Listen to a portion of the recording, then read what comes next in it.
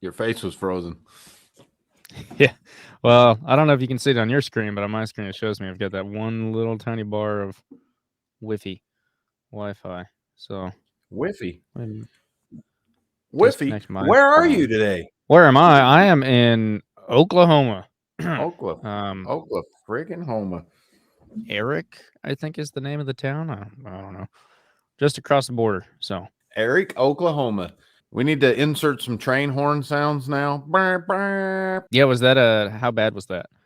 Yeah, that was cool. That was cool. I mean, you gave the sign, so I was like, I'm doing it. We're going full.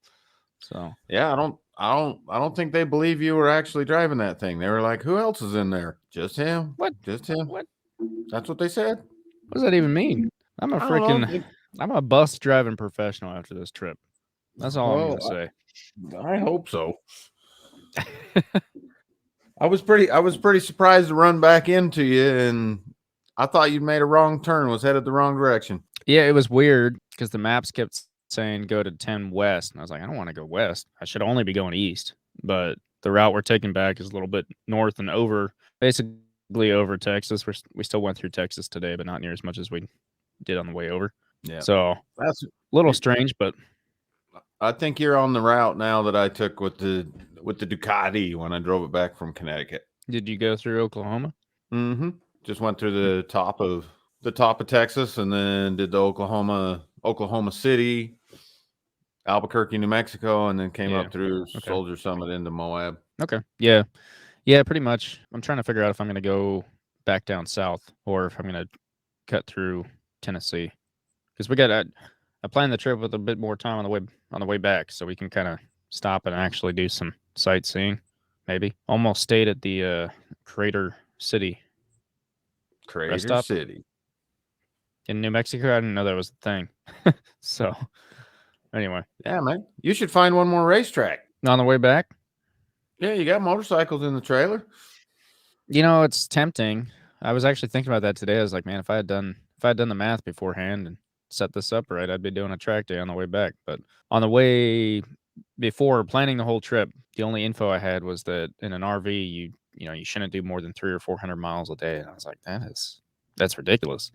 Turns out that's because people were answering that question based off of like, for RV travel, I want to see the world, right? Like anything more than that, you're going to be driving too much. You're not going to see anything.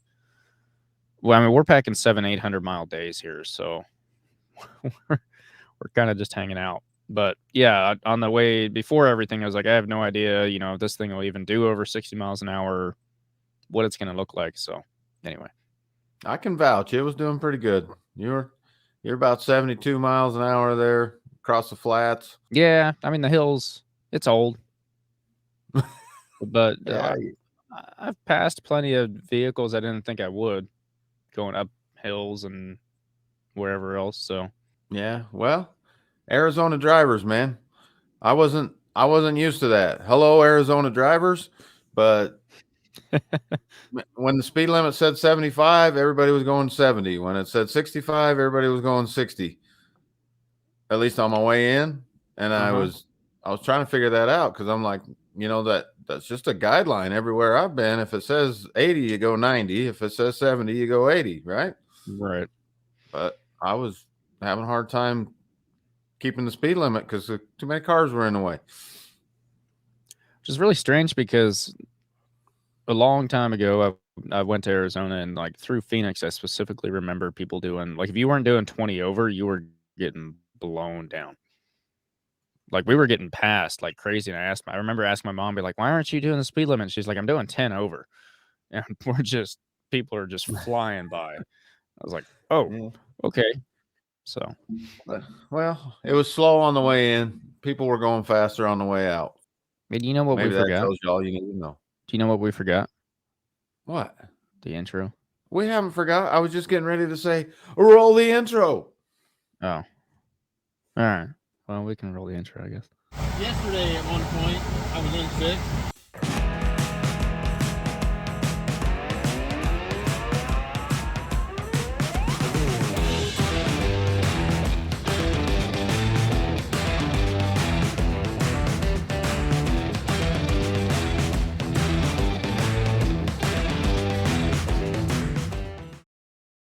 And we're back. We're back. And we're live. Kind of glitchy. A little glitchy live. Glitchy live. Well, so what have we been doing?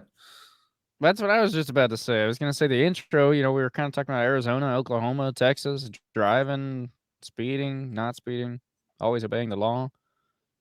Maybe speeding where it's legal at the racetrack, our favorite place to speed. Right. What type of speeds did you see at the racetrack this past weekend? Well, I seen, according to the old lap timer, by the end there, I was seeing some 156s. Okay, so it did go up from your 147. You'd said yes, and earlier I in the day. I got one of the greatest compliments of my life this weekend. And what was that? I asked someone to tell my wife that I was doing okay, and he said I was crazy good on the brakes. There you go. All right. That's always a weak point for me.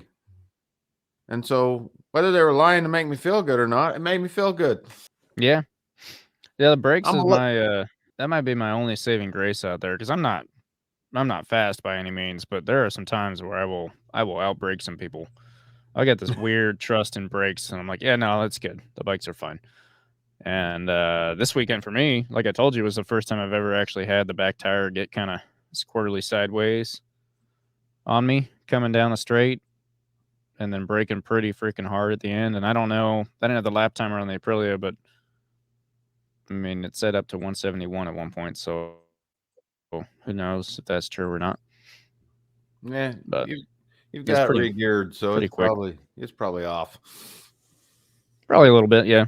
Did you ever look at the lap timer on the Zook? No, because I still can't figure out. To be fair, I haven't really messed with it yet, because we were at Carolina, and then I was replacing some things, and we'll get into that in a little bit. But never got into the lap timer before we got there, and it still like won't save anything.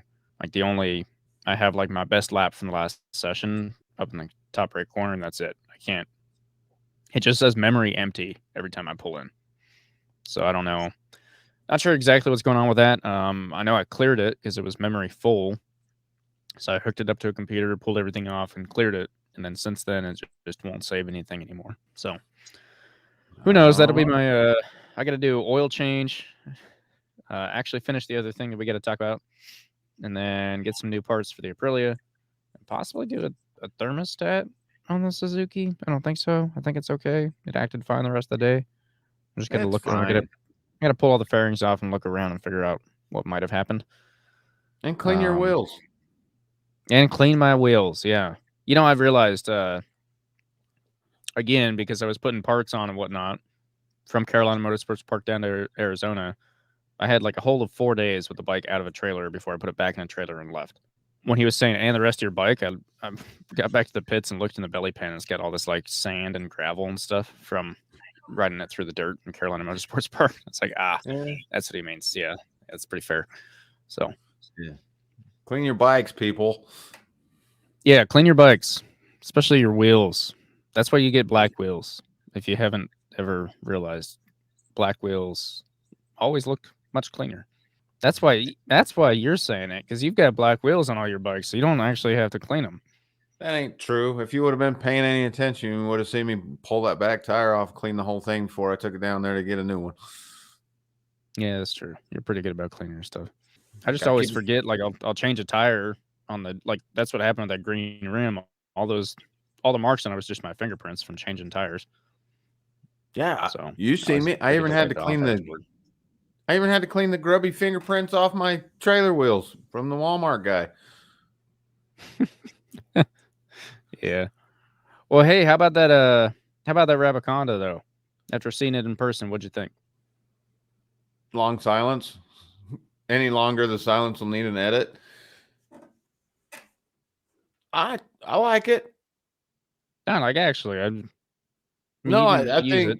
think as far as manual tire changers go, absolutely. it's a great thing, and for the situation, it was awesome for what we needed it for. I was just thinking, like in context of my needs, I'm okay with just. I mean, I'm gonna be changing multiple wheels on a race day, for example. I don't want to be doing it. Right. If I got a pit crew there to help me out, then perfect. But for the most part, I'm okay just taking it down to the Dunlop guy. Yeah. No, I think I agree with that. I think for me, it's still nice to have at home. Definitely saves some time at home, which I don't know. It seems like anymore you're kind of just at the track getting your tires changed there. But for me, I'm still doing quite a few at home. And then also, if I bring like a set of reins or an extra set of slicks or something like that. So No, I agree. I don't know. I think I've always had tire changing stuff in the toolbox. Never used it. Had this, actually used it. Wasn't too bad. So no, I think I'm not taking anything away from it. I just, like I said, I'll reiterate again. I think as far as manual tire changers go, absolutely better than getting on your hands and knees and trying to change one of those things with forks right. or spoons or knives or whatever other kitchenware we can insert in there. Spatulas. But I don't want to do that anymore either. I'm getting old, man. I changed like 4 tires a couple weekends ago, just getting ready for something, and it was like one right after another, just swapping everything. And by like the third one, I was like, "What am I doing? My time's more valuable than this." Well, I'm surprised you don't have a machine out in the shop. Yeah, I should. There's got to be Maybe space for it. someday. Well, Maybe there's not space someday. for it. Space is like the one thing you're lacking anymore. I don't know. I need another. That's how it always goes. You get new space and then you fill it up immediately. Yeah, that's the golden rule. Yeah, that's why I bought a smaller house when I moved out here. Yeah. Let's talk about Podium Club.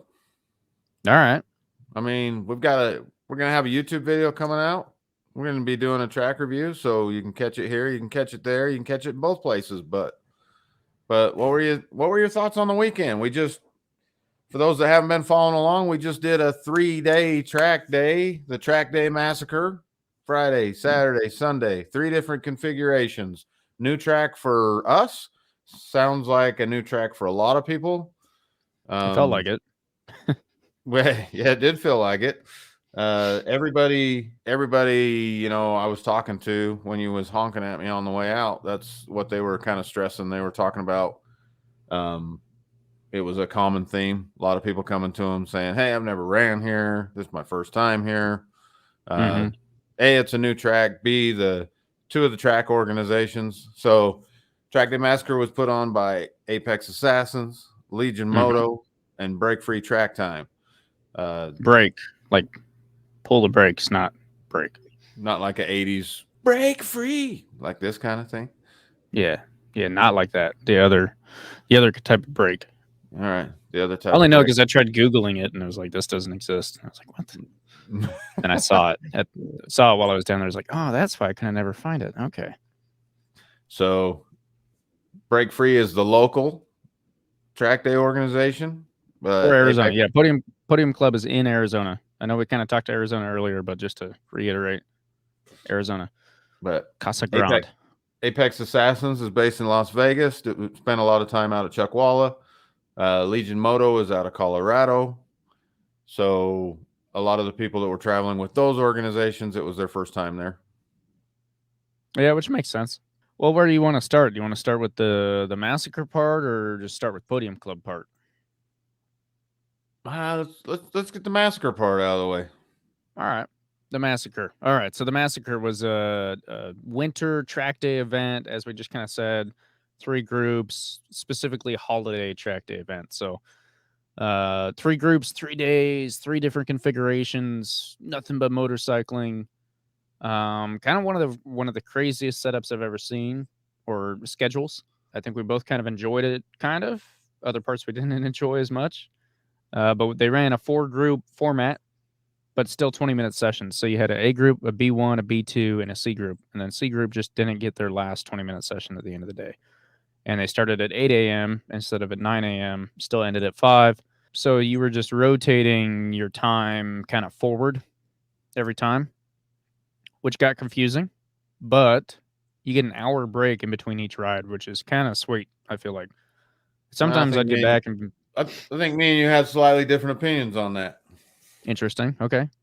Well, so So for me, it was like, it was nice because if I needed to do something, I had time to do it. Didn't have to worry about it. You know, if I needed to take an extra second to get, I wasn't like rushing to get my tire warmers on before anything died or whatever. But there were also times where I'd be like in the pits for what I felt like was 30 minutes and I should be going soon. And I'd look at the clock and it had only been 10. And I was like, I still have 50 minutes before I go out. For me, maybe it's the age thing, but I don't want to go sit down for, if I go sit down anywhere for 30 minutes, I might not get back up again. Mm-hmm. So I didn't necessarily like that much time off because it was hard to get going again. Okay. So just enough to kind of almost put you in a power saving mode, if you will. Yes. Start stiffening up, all those Yeah. kind of things. But what I did like about it, which might seem kind of weird, but you know, you get a day off of work. We all want to go to the track day. We want to get a day off work, and you know, it's a vacation day, kind of exciting, good weekend, whatever. When them track days are coming around, when it's faster like that, it just seems like the day just comes and goes so fast. And Yeah, it's true. Yeah. when you had that hour break in between, you did get to sit around and enjoy the company of friends and, you know, different things like that. It was a lot less hectic in that way, and Yeah, it each made day the day kind of seem longer. each day felt longer, which I mean it was, right? You start at 8. It is an extra hour total in your day, but it definitely felt more relaxed throughout the day, I'd say. So the only downfall from my standpoint, and I think you agreed with this downfall at least, was just starting so early, which is funny because we both kind of said, you know, in the past, we start at 9 and we're like, man, we could start this earlier, get more riding in. And then they started an hour earlier. We're like, whoa, it's too early, I especially could for have got you coming another from a hour of sleep. hotel. You know, coming from a hotel, you got to fill up with gas in the morning, got to get over there and all of that. It's a lot of and then if you want to stick around and hang out in the evening, which there was definitely plenty to do in the evening, I think we'll get into that in a second, but it kind of turned into, yeah, like you said, not a whole lot of sleep and a lot of early mornings. Yep. So being that it was Halloween weekend, or the weekend leading up to Halloween, thus the name Track Day Massacre. Massacre. The People died. massacre was Halloween themed. Had some fun with that. I was pleasantly surprised with how many people got into the Saturday festivities. Yeah. That night. Yeah, Saturday night was pretty sweet. All the people, you know, whether it was just lights or even just a guy in a camp chair with his bowl of candy, you know, and his trailer light, but a couple people definitely had like weird pumpkin guys sitting on their bikes and stuff. The dude with the tape on his lights. Yeah. That was That was cool. cool. Yeah. That was cool. Shout out to that guy. I told him it was cool because I wanted him to know. There was a guy there that had normally you tape off your headlights for a track day.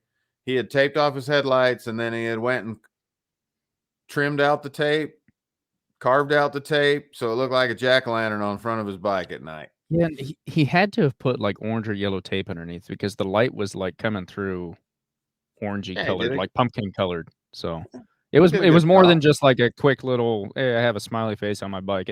He put in some effort. My favorite though. Yeah. I'm sorry, my favorite. That Monsters Inc. dude, you know, the guys that were walking around with the blow up suits, you know, obviously Yeah. there was multiple guys in like dinosaurs or whatever, but I still can't. I brought it up like 3 times on the drive home.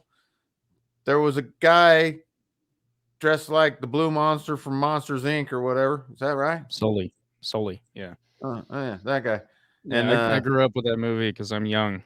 okay, well he was in that big suit that was blown up, and his dog was getting a little out of control, so he was sternly discussing the situation with his dog, and I about fell over laughing just looking at this.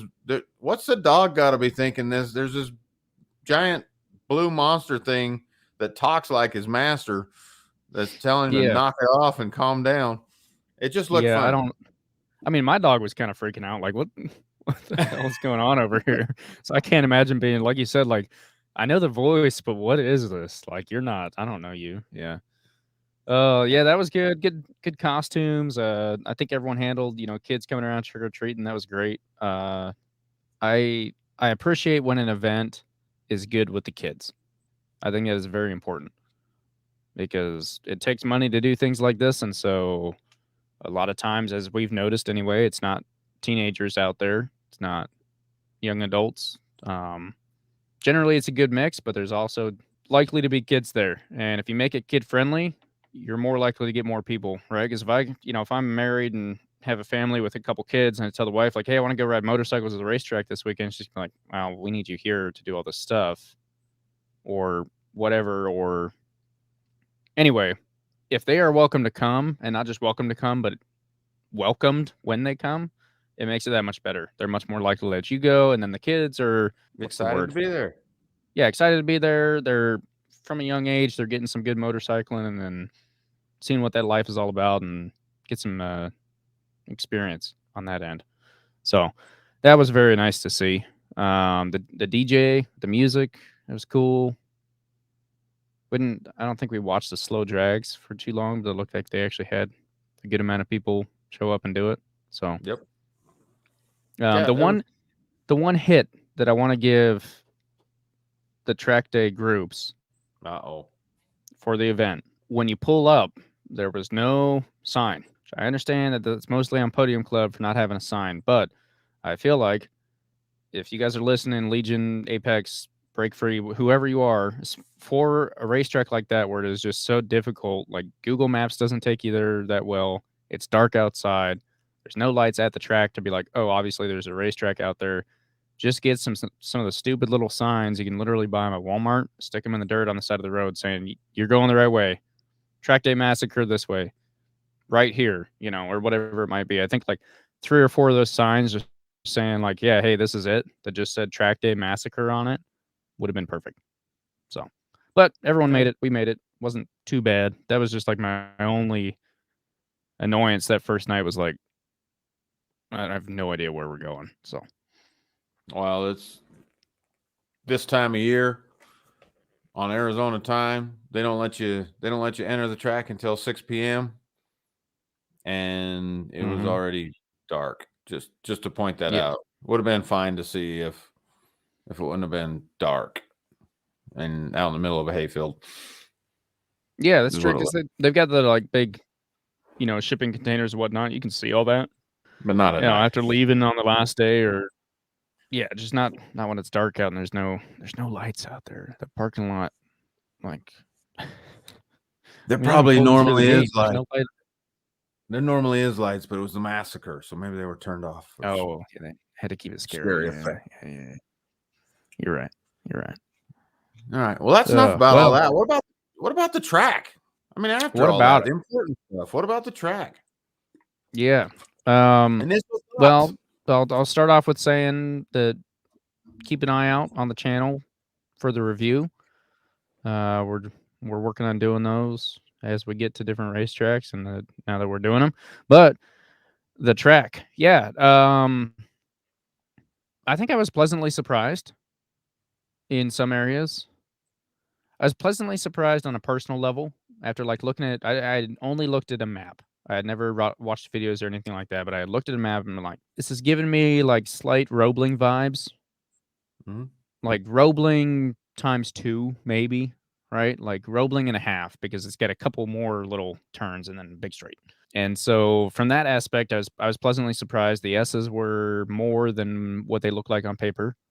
Not necessarily more, but just a very different. Like it's not a lazy track. Like you said all weekend, it's not a lazy track by any means. And then it's also like each S has its own line that it wants. And it is a specific line that it wants. And if you don't follow it, but it's also like you're kind of trying out different lines. Like I kept finding myself trying something, and then I'd be like way over on the next one or way under on the next one. Be like, nope, that wasn't it, and trying again the next way around. So pleasant surprise there. I think it's got a really good flow. Not like the roller coaster flow that I would say the Ridge has, or Carolina Motorsports Park even kind of had that flow a little bit, where it's just a super simple, easy, but flow of straight, technical, half straight, technical, straight, and it was kind of a nice, easy rhythm to be in. Found myself picking up on it pretty quickly, but not perfecting it very quickly. In fact, I wouldn't say I ever got it anywhere. There were definitely, I left wishing that we had done the same configuration all 3 days, because there were certain turns that I kept trying just a little bit different, and never quite got it right. So, but I mean, that's why you do it, right? Well, right. I mean, nobody gets it perfect. There's no such thing. True. Maybe there's got to be the perfect lap, Everybody's always chasing it. Nobody's ever going to get it. Yeah, I'd agree with that. Because if somebody finally nailed it, and everybody just got to that perfect point, then there'd be no reason to do it anymore. Well, I think why no one will ever get it is because it's so dependent on conditions. Condition, bike. That's what I'm saying, like all the conditions, right? So the bike you're on, the tires you're on, the pressure of the tires, the temperature of the tires when you start, the temperature of the asphalt, the temperature of the air, the speed of the wind, the direction of the wind, the age of the asphalt, the amount of rubber in, there's so many different things that the perfect lap is always changing. So that's why no one can ever catch it. It's because you might get it once and you go and do that again the next time. It's not it anymore. It's changed.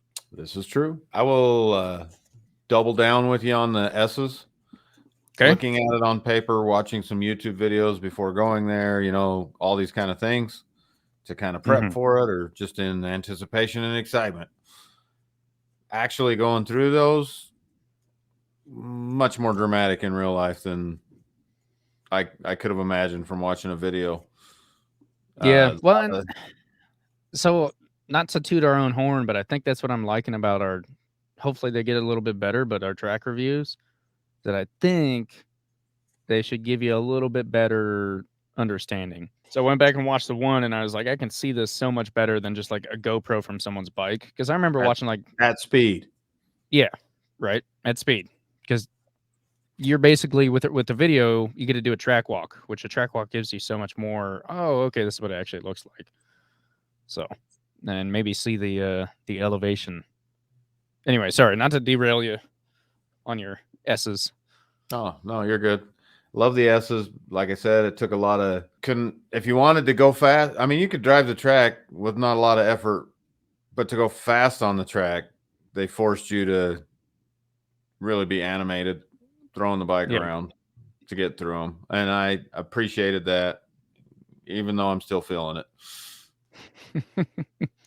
And yeah, well, both of us spent most of the day after in a driver's seat, so yeah, that doesn't help. You've got more days of that, but your seat's a lot more comfortable. It's like a couch. Yeah, I'm in a lazy boy effectively.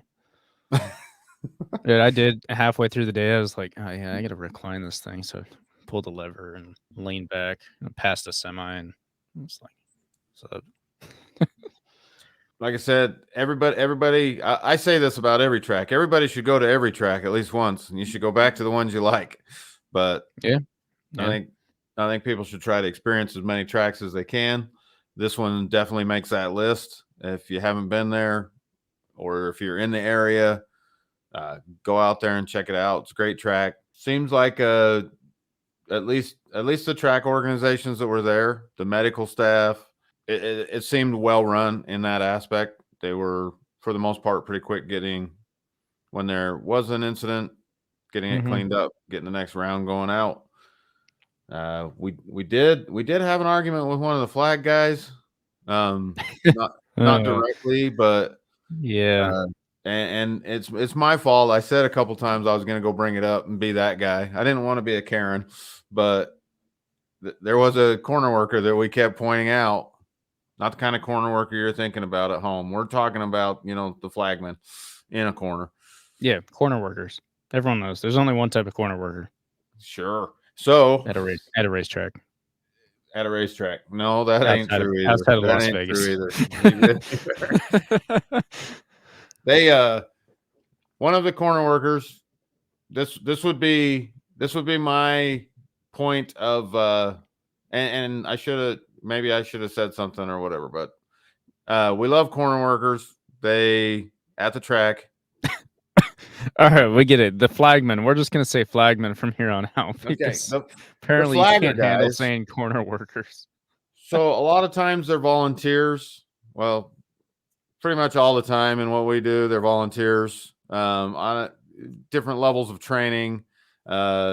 Different corners get different levels of training as well. Some corners are deemed more important than others as far as for the flag person. So, maybe the one that's actually holding the checkered flag has more experience than one in one of the other corners. Yeah, so the biggest thing to remember here is that they all have radios. So in the morning they have a meeting and they say, "Hey, when we tell you to, wave this flag. If you see something in your corner, get it on the radio and wave the appropriate flag. Here's what the That's flags fair. mean." I don't think That's they fair. get much more rundown than we do.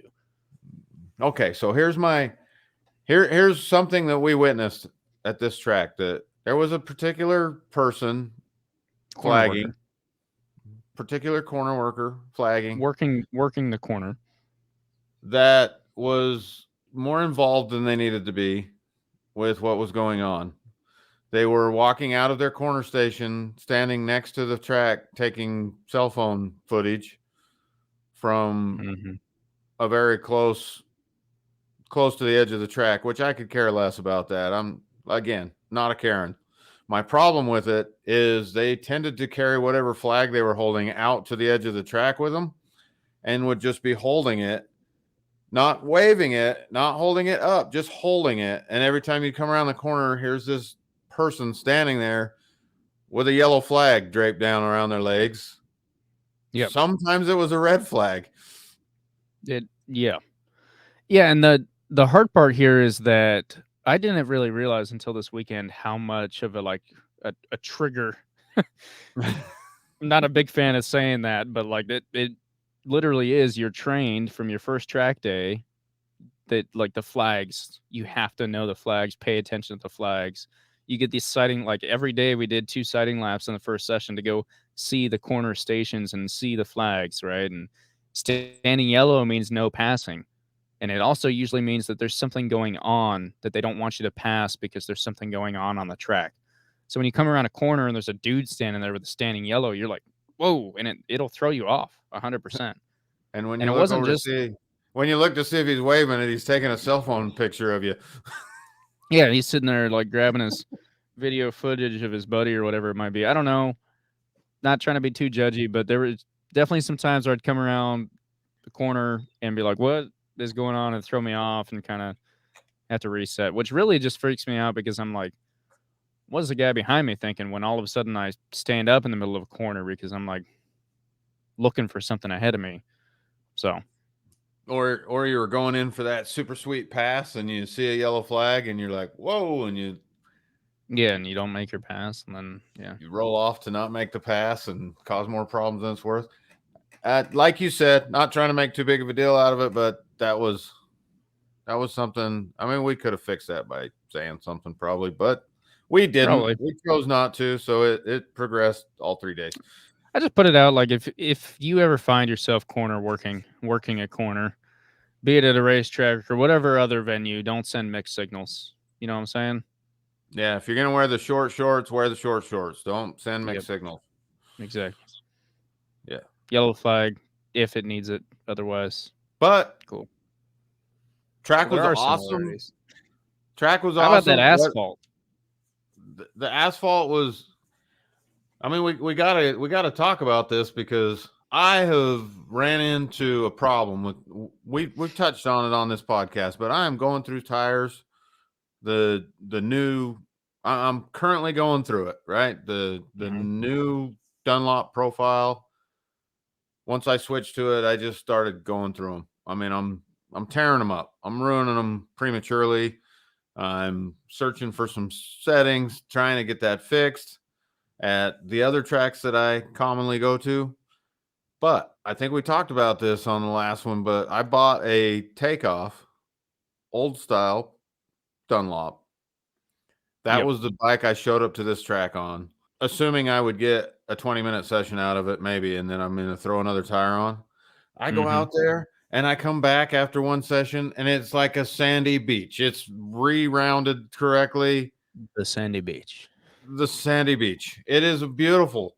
And I ended up running it for like a whole day almost. And Pretty much. Yeah. I mean, you seen it. That thing was wore down. It was about ready to start popping wires. And it was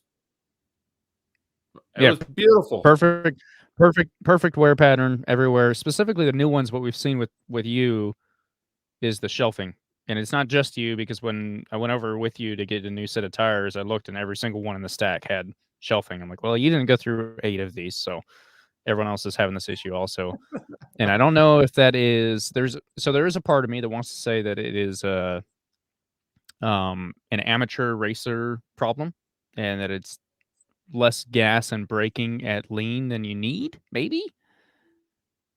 But I don't think so. I don't know. I have no idea. But either way, it's an issue that seems to be more than just you, but specifically that you are dealing with. And then you get the old one out there, and it's just this beautiful, the most perfect tire wear you've ever seen. So, but in addition, on my other bike, my backup bike that I ended up running most of the second day, we threw an R8 on there, which is a hard for, and sandy beach. Yeah, it was beautiful. Ran the whole day on it. I mean, it looked like I was going to get every ounce out of that tire. It just kept going and going and going, hardly wearing. It was doing great. And so what did I do? I threw a brand new R8, brand spanking new R8 with the new profile without changing any settings. She wasn't a sandy beach when I came back. No. No, and now my question for you is, you're using traction control on the 22, right? I play around with it, yeah. I mean, it's on. I wonder. Sometimes I'm up, sometimes I'm down. Yeah, I understand. I wonder if that's part of it, maybe the electronics kicking in, because that shelving also kind of looks like a lot of like tear going on at the yeah, they're tearing for sure, but a third up from the bottom. I wonder if electronics is kicking in and limiting power and causing that tire to kind of not slip. I mean, obviously the 2010 is not as extensive or as good, but it's on there also, and I get the same problem on it. Yeah, in I Utah. don't know. Weird, but what I wanted to talk about. Do it. So when I was there talking, when you was on your way out, we had the tire conversation. Some people were they heard us talking about tires, and some other people were like throwing their own things in there, and I'm leaving all the names out of it, but somebody there was saying, "Hey, I'm a Pirelli guy, and my Pirellis always get tore up here. I threw a Dunlop on and look at it, it's perfect. The new profile, like look at it, it's perfect." And there was somebody else there that said, "My Dunlops used to tear like crazy, like just shelf and tear them up. And I sat there working on it, changing this and that. And finally now they're just really nice. They've figured out how to make them run really nice." And everybody had, that's why I say I'm just going through it right now. I'm still searching. I haven't figured out the perfect setup, suspension, pressure, all that. Yeah. Apparently we all got to go buy Kawasaki Ninja 400 RRRRRs. And then yeah, how about those, huh? How about those? There was a lot of them there. There was 1, 2 basically right next to us, and 3. Yeah, because I guess they I don't know if he had 2 of them. There was one 2 right next to side us. by side. There was 3 of them right there in that row, but maybe that wasn't his. The 2 parked side by side. I don't know that they were both belonged to the one guy. I think someone else had one and just brought it over. I'm not sure on that. If he's listening, that's the man from North Dakota who thought he had won the furthest away challenge. But anyway, after talking to him, yeah, apparently that's the move. May or may not have been told that there was an R6 going up for sale because of this Ninja 400 RR. Take that for what it's worth. The R6, the beloved, that we have yet to test. If someone's looking to sell one, let us know. I guess we're looking to add that to our list of tested out bikes, or we could just stick with our FC6R test and just call that the same. They're basically the same bike, right? So Yeah, if that's offensive to a Yamaha guy, give us the R6 to test. there you go. Yeah. And Yeah. If you we'll don't go want ahead. us to just live with the FC6R as our only Yamaha test. Well, hey, I mean, apparently there's an R6 for sale now because of the Ninja. So, Yeah, you're gonna start seeing them pop up. It's just, I mean, we are seeing them pop up, but you're gonna see a lot more of them. yeah. Yeah. And I mean, after talking to a couple of people, their only real complaint was, as everyone expected, the lack of aftermarket for it. Like, you can't even get race fairings yet. It also, if I mean, it's inline 4, correct? Mm-hmm. So where is it in racing? Where does it sit? It doesn't have a spot yet. That's the problem. Because You're it gonna be would have, forced to go race 600s. right, and it I don't think No, it's not. It's not so. quite there. Yeah, racing, no. The right person could give a 600 a run for their money, depending on the track. Oh, If there's for not sure. major straights out there, it's a smaller bike. It's gonna be able to maneuver around like crazy. But That's a yeah, pretty it's open not. statement you just made. What? That's a pretty open statement because the right person on a 400 can give 1,000 a run for the money. So Yeah, no, that's why I said it, because I'm like, well, in fact, I seen it this weekend. There's a little Ninja 400 that passed me in the middle of a corner, and I was like, all right, I'll just stay behind you. I'm on an RSV4 1100, right? And so we hit the next straight, and I think he expected me to blow him down, and nope, I just stuck right behind him. Then at the end of the straight, here comes this other RSV4 and just boom, past both of us. And then we both almost passed him on the inside of the corner because he held his braking so late that he couldn't stick it through the corner. Almost got him, and then we're literally just right behind him, right on top of him the whole way. And I was like, see, man, see, you can learn a thing or two from these guys. Usually they know what they're doing. And I was just laughing because I'm like, here I am on the same bike as the guy in front of us, and here's this Ninja 400 stuck in the middle, and he's keeping up just fine. We have, yep. I think, probably 4 times, no, more than that. Yeah, Four no, times. about 4 Four times the times is fair. horsepower. Yeah. Like, so, yeah, but yeah, there's no class for it yet. And if there was a class, it would be the only one in its class, unless they Yeah. lump it with the twins, but you can't because it's Just a little yeah. less. So, I mean, so riders being the same, you're not gonna go take down an R6 with one. You're not gonna have a chance at an R6 Right. or a GIXXER 600 or any of those. You're not gonna have a chance.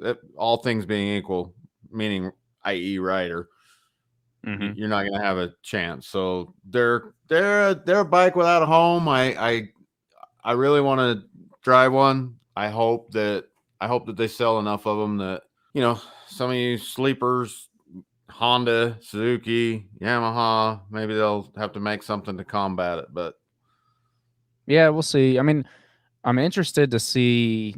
I haven't actually done much research on it yet, but the Aprilia 457, yeah, I think. that's true.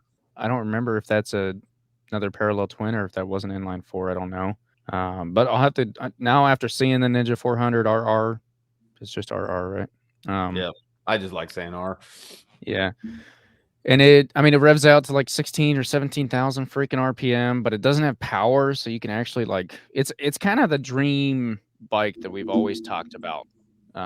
Besides the fact that it has a Kawasaki label on it, we'll get over that for a little bit. But talked about how like the big bikes are they're too much, and especially out on the street, you never get a chance to use that. This little guy should be the perfect. You get the screaming, you get all that cool craziness. You feel like you're on a super sport, but you're not actually breaking the law necessarily yet. You probably still are, but not as easily. So you actually get to kind of use it. And on the racetrack, from what I heard, I talked to a couple different people. They said it's sweet because it is fun. It feels like a 600 because the power band is so long and it's got that high RPM rev, but it's lightweight like a 400. So it doesn't tire you out at the end of the day. You can ride it and ride it and ride it. And you ain't buying 3 sets of tires a day. So there's that. I just double checked. 16,000 RPM red line. Okay. Sweet. Perfect. So I don't know. Definitely want to test one of those. But also want to I don't know. I mean, I want to test every bike. We'll test one. Wrapping up the Podium Club. I said we got to enjoy it while we're here in case we never get back. And you're like, nope, we'll be back. So you must have liked it enough. Yeah, no, I definitely want to go back.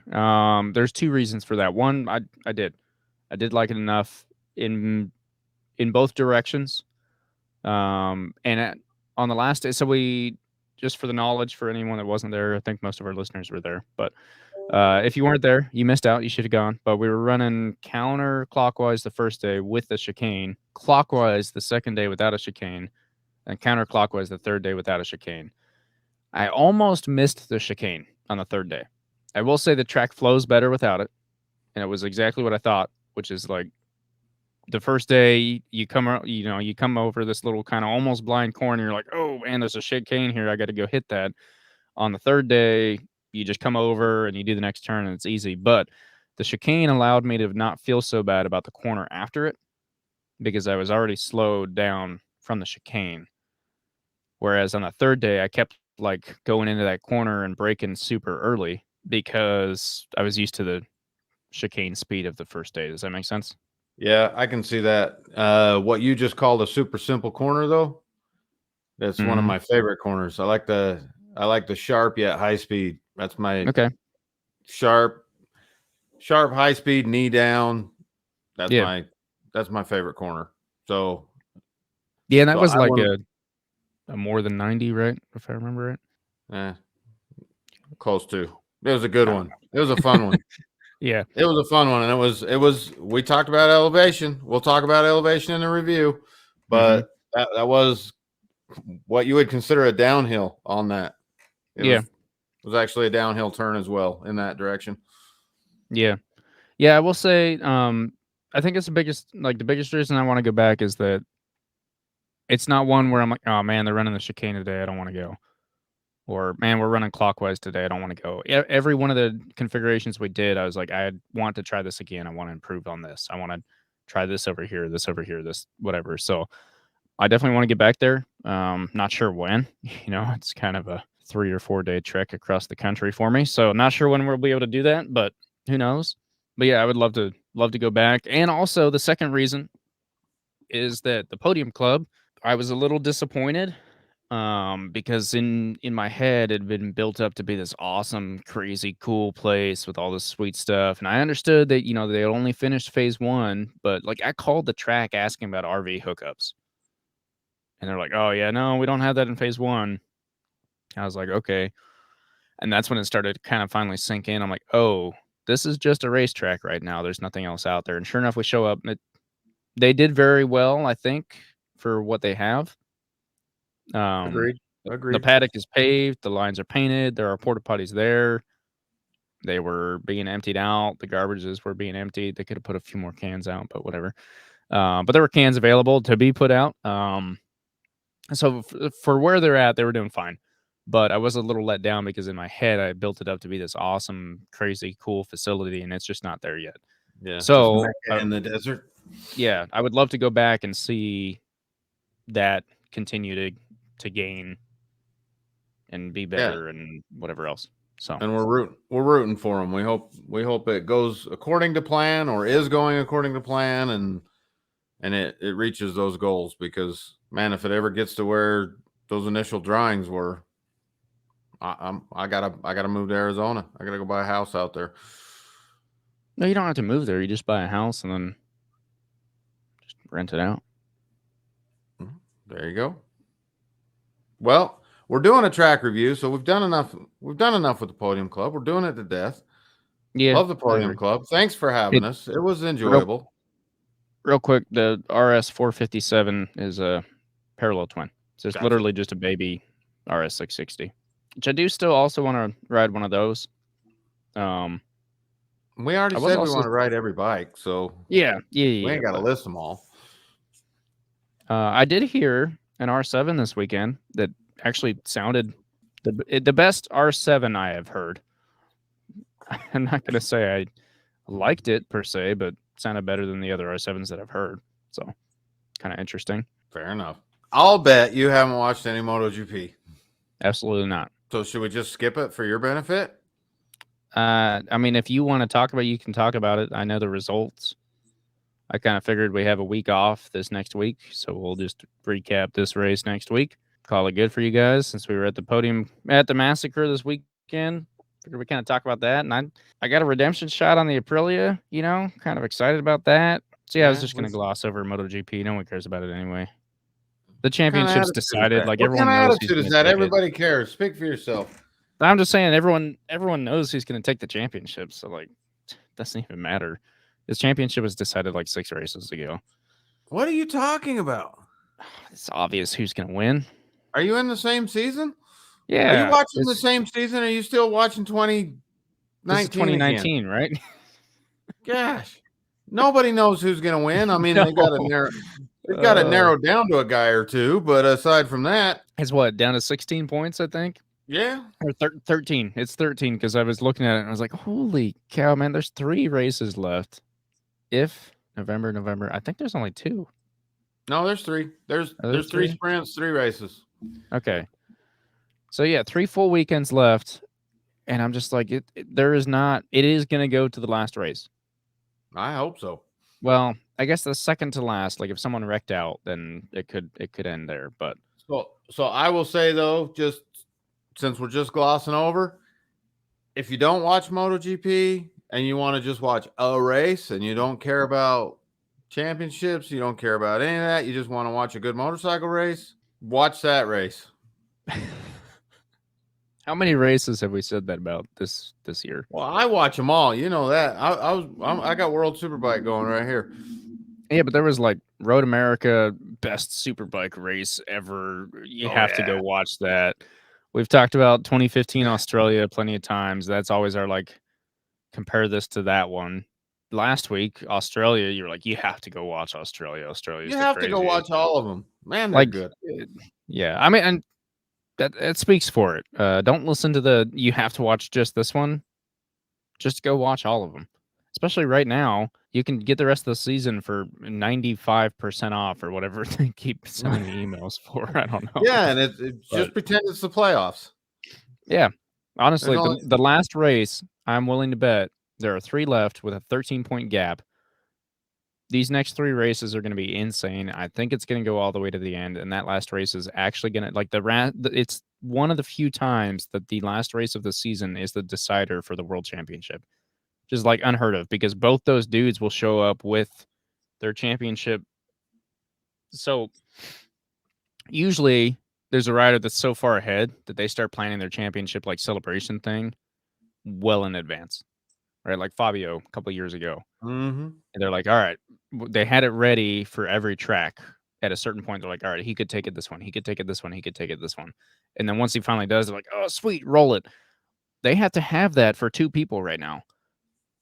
And it's going to be up until the end of the last race, unless one of them wrecks out before then, that they're just sitting on standby. Like, that's impressive because also how much merchandise is going to get thrown out? It never gets thrown out. That's why you see like kids in third world countries wearing shirts that say NFL World Champion. That's like a team that's never won the Super Bowl.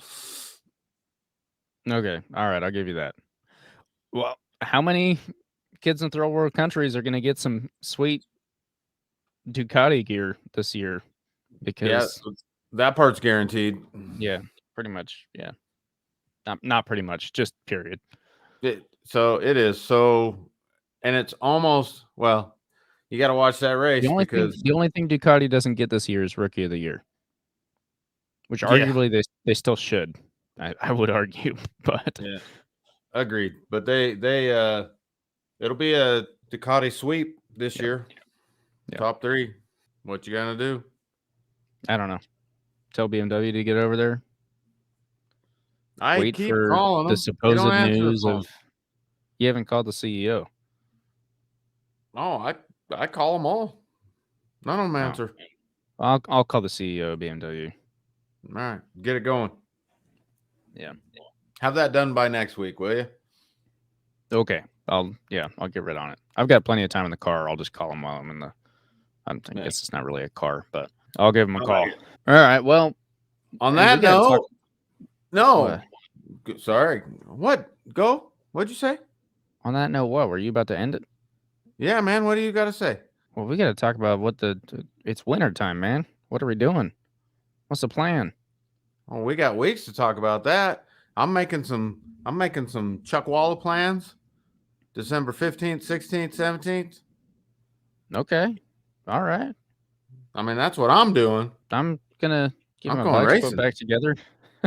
Get your bikes put back together. Go check out a Florida track. Thinking about it, probably in January.